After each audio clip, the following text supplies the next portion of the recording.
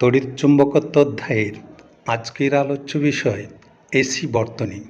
এর মধ্যে আলোচিত বিষয়গুলি হল ডিসি বর্তনীতে ও এসি বর্তনীতে বিভব পার্থক্য ও প্রবাহমাত্রার লেখচিত্র।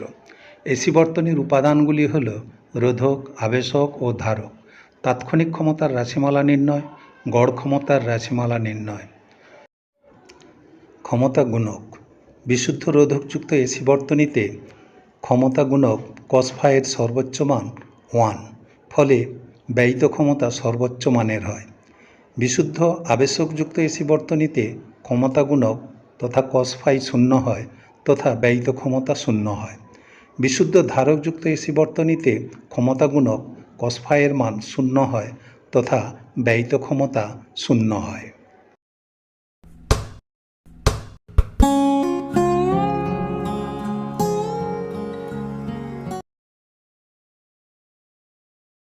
এসি সার্কিট, এতে একটা এসি সোর্স উৎসের সঙ্গে যুক্ত করা থাকবে, যেটাতে প্রবাহ মাত্রা অল্টারনেট করতে থাকবে।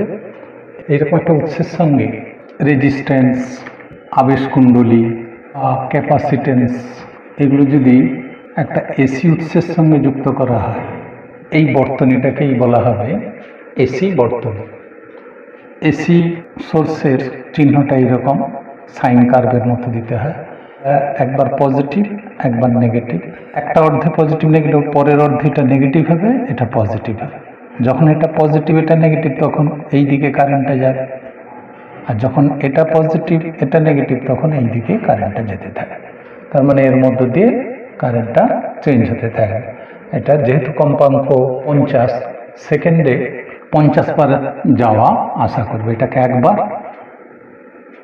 এটা একবার, তার মানে পরিবর্তনটা হবে 100 বার, সেকেন্ডে 100 বার কারেন্টের অভিমুখ পরিবর্তন হবে।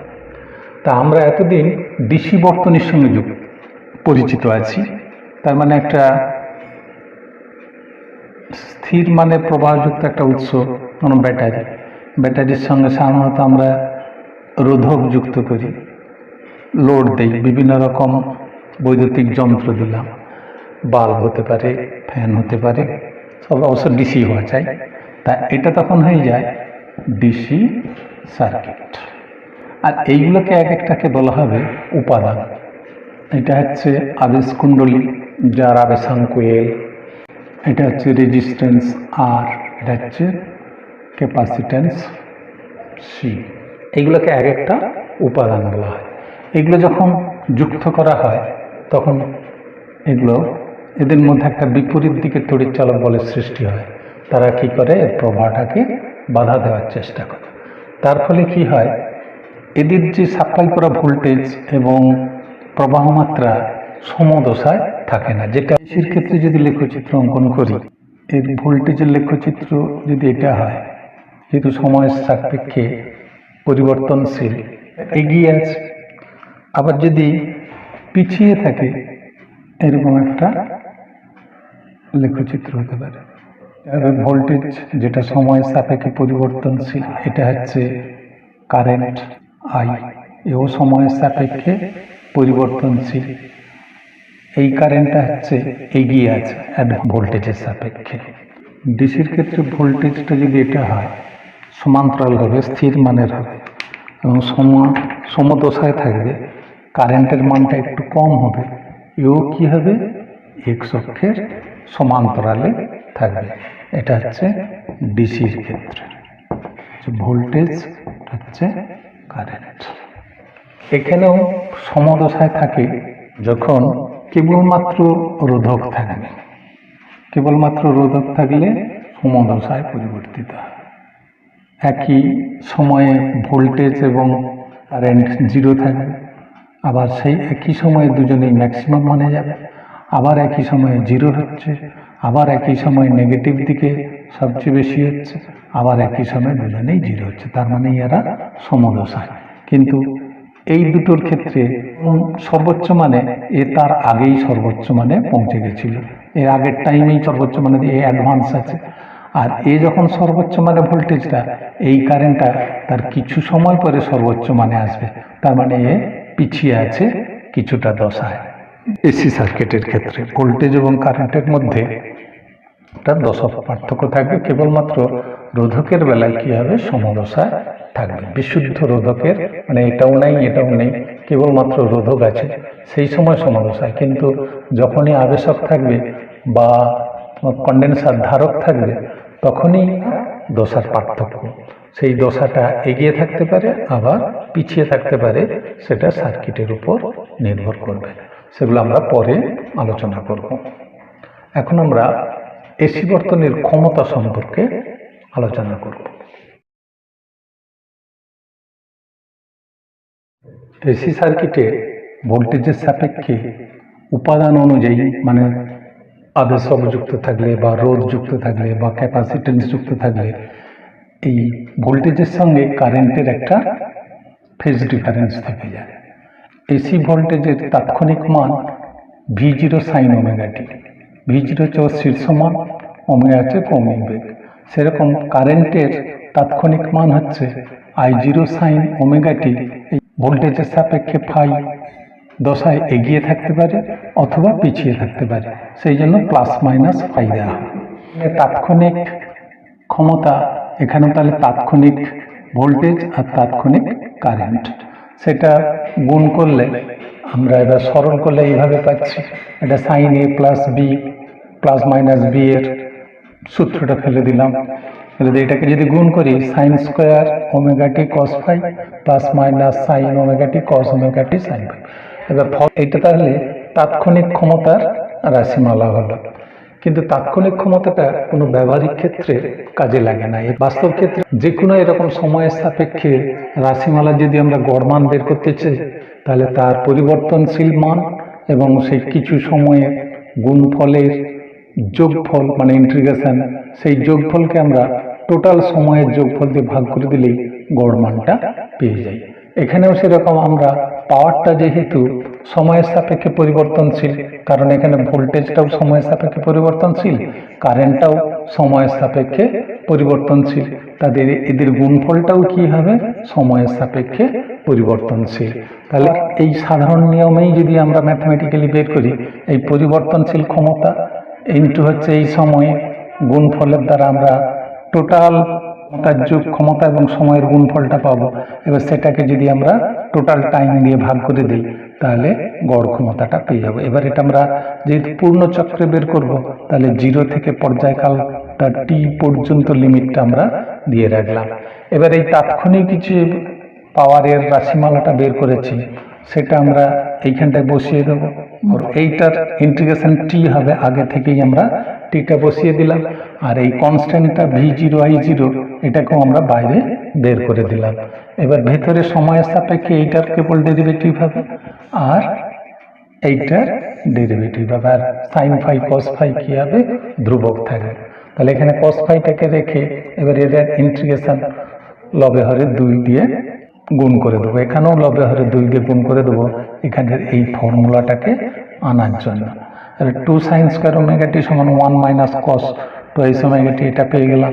আর এখানে 2 sign omega T cos omega টি মানে সাইন 2 ওমেগা টি, এইখানে ওইটা সূত্রটা বসিয়ে দিলাম। এবার আমরা এখানে ইন্টিগ্রেশনের সূত্র প্রয়োগ করে আমরা আপার লিমিট লোয়ার লিমিটের মানটা বসিয়ে কি পাচ্ছি, এইখানে ডেল্টা টি গুণ করলে তার ইন্টিগ্রেশন টি হবে, কস টুয়াইস ওমেগা টির সূত্র হবে sine twice omega t by twice omega. এবার তার আপার লিমিট লোয়ার লিমিট, এখানে সাইন ফাই এবং এর সূত্রটা হচ্ছে minus cos 2 omega t by 2 omega এবং upper limit lower limit. T এর জায়গায় টি আর ওমেগার জায়গায় যদি টুয়াইস পাই বাই টি বসিয়ে দিই, টি কেটে গিয়ে এটা 4 পাই হবে, তা সাইন 4 পাই মানে 0। আবার লোয়ার লিমিট 0 যদি বসাই, সাইন 0 0, তাহলে দুটোই 0 হচ্ছে। এবার এখানে টি এর জায়গায় টি বসালে আর ওমেগার জায়গায় টুয়াইস পাই বাই বড় হাতের টি যদি বসাই, তাহলে এটা 4 পাই হবে। 4 পাই এর মানটা কি হবে, 1 হবে, মাইনাস এবার কস 0 মানটাও 1 হবে, তাহলে 1 মাইনাস 1 সমান 0 হয়ে যাবে, টোটাল টার্মটা 0 হয়ে যাবে। এই টার্ম 0, তার প্লাস মাইনাস কোনো নির্ভর করলো না, শুধু তাহলে কস ফাই টি থাকবে, এখানে কস ফাই টি বসিয়ে দিলাম। এবার টি টি কেটে গেল, কেটে গিয়ে থাকবে V0/2কে আমরা √2 গুণিত √2 করে নিতে পারি, V0/√2 আর এদিকে I0/√2, তার মানে এটা হচ্ছে RMS এর মান। তাহলে VRMS আর IRMS এটা ইন্টু cos φ। তা এই cos φটাকেই বলা হবে পাওয়ার গুণক, ক্ষমতা গুণক। এই গড় ক্ষমতাটাই কার্যকর ক্ষমতা বা প্রকৃত ক্ষমতা। এটা আমরা তাৎক্ষণিক ক্ষমতা থেকেই গড় মানটা বের করেছি, এটাই ব্যবহারিক ক্ষেত্রে কাজে লাগে, সেই জন্য এটাকেই বলে প্রকৃত ক্ষমতা। তাহলে প্রকৃত ক্ষমতাটা যা, গড় ক্ষমতাটাও তাই। মনে হতে পারে যে তাহলে এটাই যদি ভোল্টেজের ক্ষেত্রে এটা কার্যকর ভোল্টেজ, এটা হচ্ছে কার্যকর কারেন্ট, তাহলে এদের গুণফলটাও হবে প্রকৃত ক্ষমতা। কিন্তু তা হয় না, কারণ এই একটা cos φ টার্ম একটা থেকে যাচ্ছে। ভোল্টেজ এবং কারেন্টের মধ্যে দশা পার্থক্য থাকার ফলে এই টার্মটা এসে যাচ্ছে। এই দুটোর গুণফলে যে ক্ষমতাটা হওয়া উচিত সেই ক্ষমতাটা আমরা পাচ্ছি না। এই cos φ থাকার জন্য কিছুটা কম হবে, কারণ cos φ এর মান 0 থেকে 90 ডিগ্রির মধ্যে, আর 0 থেকে 90 ডিগ্রি মানে ক্রমশ 1 থেকে মানটা কমতে থাকে। তার মানে এটা 1-এর থেকে কম হবে সাধারণত। তার কম হওয়া মানে আমরা যে ক্ষমতাটা হওয়া উচিত ছিল আপাত ক্ষমতা, তার থেকে কিছুটা ক্ষমতা কম আমরা প্রকৃত ক্ষমতাটা পাব এই cos φ এর জন্যই। এই VRMS IRMS কে বলা হবে আপাত ক্ষমতা। তাহলে প্রকৃত ক্ষমতা সমান আপাত ক্ষমতা গুণিত cos φ। এসি ভোল্টমিটারের সাহায্যে এটা মাপতে পারি, এসি অ্যামিটারের সাহায্যে এই IRMSটাকে মাপতে পারি। এদের গুণফলটার সঙ্গে আমরা যদি cos φটাকে গুণ করে দিই, তাহলে ওই এসি সার্কিটের প্রকৃত ক্ষমতাটা আমরা পেয়ে যেতে পারি। তাহলে এখান থেকে একটা cos φ এর একটা ডেফিনেশন আমরা বের করতে পারি। প্রকৃত ক্ষমতা আর আপাত ক্ষমতার অনুপাতটাকেই বলা হবে ক্ষমতা গুণক। এবার এই দুটোর মধ্যে আবার পার্থক্য বোঝার জন্য দুটোর একক আলাদা করা হয়। এই পার্থক্যটা বোঝার জন্য প্রকৃত ক্ষমতাটাকে আমরা ওয়াট এককে ব্যবহার করব, আর আপাত ক্ষমতাটাকে ভোল্ট আর অ্যাম্পিয়ারের গুণফল যেহেতু ভোল্ট অ্যাম্পিয়ার এককে প্রকাশ করা হবে। এবার ডেফিনেশন 2, এসি সার্কিটে যে উপাদানগুলো ব্যবহার করা হয়, আবেশক বা ধারক, তার ফলে কি হয়, একটা বাধা সৃষ্টি হয়। সেই বাধাটাকে বলা হয় ইম্পিডেন্স। পরে আমরা দেখতে পাবো φ সমান রোধ বাই ইম্পিডেন্স, প্রতিরোধ। কারেন্টের মান যেমন আমরা ডিসির ক্ষেত্রে জানি রোধের জন্য কমে, সেরকম এখানে আবেশক কুণ্ডলী এবং ধারক এগুলো ব্যবহার করলেও কি হয়, একটা বাধা আসে। সেই বাধাটা এই রোধের সমতুল্য, তাকে বলা হবে প্রতিরোধ বা ইম্পিডেন্স। এই দুটোর অনুপাত থেকেও আমরা cos φ এর ডেফিনেশনটা পেতে পারি। 3 নম্বর, ভোল্টেজ ও কারেন্টের দশা পার্থক্যের কোসাইনকে ক্ষমতা গুণক বলে। এই 3 রকম আমরা ডেফিনেশন পেতে পারি। এসি সার্কিটে যদি কেবল আর যুক্ত থাকে, তখন ভোল্টেজ অ্যান্ড কারেন্ট সমদশায়, ফাইটার মান 0 হবে। আর 0 হলে পাওয়ার গুণকটা কি 1 হয়ে যাবে। তখন প্রকৃত ক্ষমতাটা যা, আপাত ক্ষমতাটাও তাই হবে।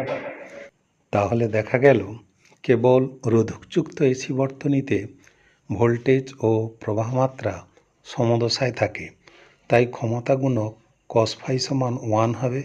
ফলে প্রকৃত ক্ষমতা ও আপাত ক্ষমতা সমান হবে এবং ইহাই প্রকৃত ক্ষমতার সর্বোচ্চ মান। কেবল আবেশকযুক্ত এসি বর্তনীতে ভোল্টেজের সাপেক্ষে প্রবাহমাত্রা 90 ডিগ্রি দশায় পিছিয়ে থাকে, ফলে ক্ষমতা গুণক cos φ 0 হয়। অর্থাৎ এসি বর্তনীতে বিশুদ্ধ আবেশক কোনো ক্ষমতা ব্যয় করে না, এর মধ্য দিয়ে প্রবাহ ওয়াটবিহীন হয়। কেবল রোধকযুক্ত এসি বর্তনীতে ভোল্টেজের সাপেক্ষে কারেন্ট 90 ডিগ্রি দশায় এগিয়ে থাকে, ফলে ক্ষমতা গুণক cos φ 0 হয়। অর্থাৎ এসি বর্তনীতে বিশুদ্ধ ধারক কোনো ক্ষমতা ব্যয় করে না, এর মধ্য দিয়ে প্রবাহ ওয়াটবিহীন হয়। Thank you for watching.